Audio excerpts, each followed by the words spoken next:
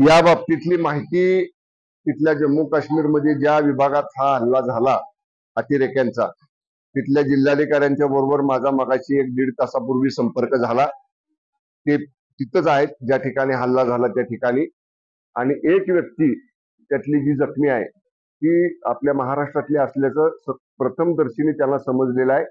मला जिल्हाधिकारी म्हणाले की त्याला आम्ही हेलिकॉप्टरनी जवळच्या दवाखान्यामध्ये रवाना केलेला आहे आणि त्यांच्यावरती तातडीने उपचार सुरू केलेले आहेत। बाकीच्या लोकांची सुद्धा कोण कुठल्या गावचं आहे त्याची म्हणले आम्ही माहिती घेतो, पण आमचा पहिला प्राधान्य आहे की त्यांना उपचारासाठी दाखल करणं। त्यामुळे उपचार सगळे त्याला चांगले मिळाले पाहिजेत यासाठी जिल्हाधिकारी तिथले प्रयत्न करतायत। माझं त्यांच्याशी 2 वेळा बोलणं झालेलं आहे, पण एकदा सगळ्यांना दवाखान्यात हॉस्पिटलाइज केल्यानंतर सगळी माहिती देतो असं त्यांनी सांगितलंय। पण मी त्याला सांगितलं की आमच्या महाराष्ट्रातले जे काही पर्यटक असतील त्यांची आपण सगळ्यांनी योग्य काळजी घ्या, आणि तशा पद्धतीनं जिल्हाधिकाऱ्यांनी मला सांगितलेलं आहे। मी सतत त्यांच्या तिथल्या जिल्हाधिकाऱ्यांच्या संपर्कामध्ये आहे।